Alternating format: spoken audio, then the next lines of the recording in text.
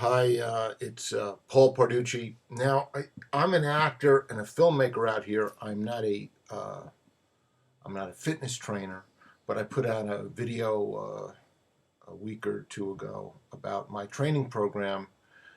It's getting some interest because I'm not a kid and I keep in pretty good shape. And I received a little pushback on my whole body training regimen. I wanted to explain. I kind of base my training on some of the old school strongmen, old school bodybuilders like Steve Reeves. Most of these guys trained 3 times a week. This was in the pre-steroid days. I have no opinion on outside issues like steroids. If you want to take them, that's fine. Uh, I prefer to train naturally. A big part of what I do is to stay healthy.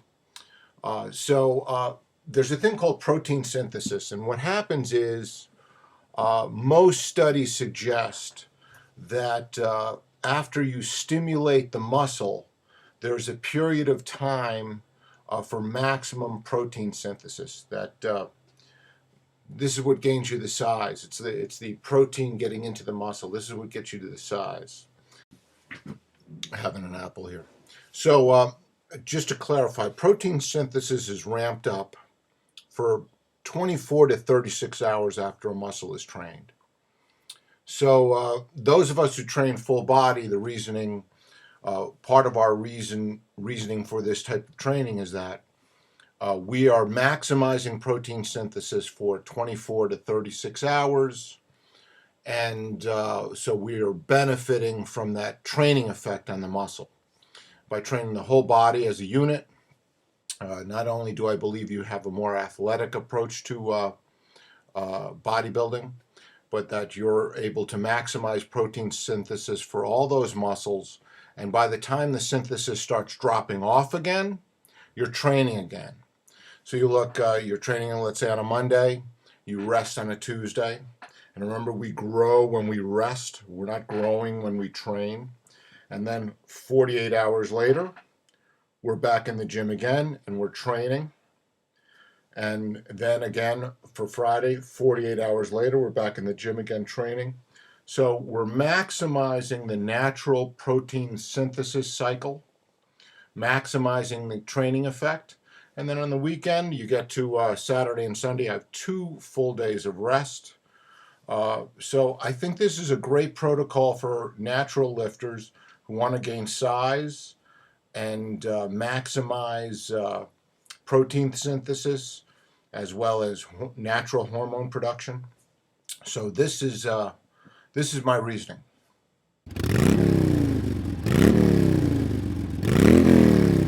Some of these infrequent training protocols that are out there now, they just strike me the wrong way. Now, it works for people. I know this. It works for a lot of people out there. A lot of people will train each body part once per week. They blast the heck out of the muscle. They might be doing 30 sets, drop sets, negatives. I mean, they really bomb and blast the muscle so that you're going to be sore for days and days and days afterwards.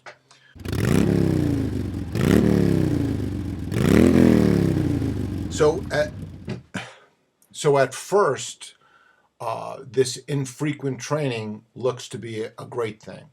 And there are some natural trainers that train infrequently like this, but they adjust their the volume of training accordingly.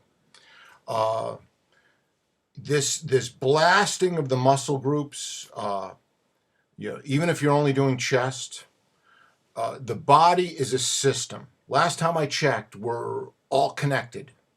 We're not just taking the chest off, training it separately. No, the body is a system. So when you bomb and blast the chest, 25, 30 sets, you are taxing the entire system. So whereas sort of the knee-jerk reaction is that, okay, I'm just training the chest once a week, I'm going to get maximum protein synthesis on the chest, uh, and I'll really hurt it, and then it'll take me 4 or 5 days to recover, and I'll get back to the chest. The reality is, you have that 24 to 36 hour window of protein synthesis. Then the chest begins to detrain. The body as a whole is still taxed, so its recovery ability is impaired. Again, this is all for natural trainers. If you are taking steroids or other performance enhancing drugs, you're going to be able to recover quicker. You're going to be able to deal with that. But this is the challenge of this. When I say I train my whole body in a piece 3 times a week, I do not train at the same intensity every single workout. Let's say Monday might be a relatively high intensity workout. The Wednesday workout will be a relatively, much lower intensity workout. I'll adjust accordingly. Maybe I'll go a little higher reps, lighter weight, although I always tend to skew a little heavier. It's important for natural trainers. And then Friday, I may do another very heavy day again if I feel very strong, or it might be a moderate level of training. So I'm varying the intensity levels throughout the week. One of the great things about steroids is they give you the ability to recover at a rapid rate, and you can really push it. This is why you can get this is why bodybuilders that take a lot of steroids are able to get incredible gains, everything else. If you're going to be a natural trainer, there is no way you're going to look like that. I don't care. There's no way. You're going to get to be about the maximum size for your genetics. I'm just about close. You're looking here. I'm about my maximum. This is cold right now. I'm not pumped or anything. You're pretty much. This is where I'm at.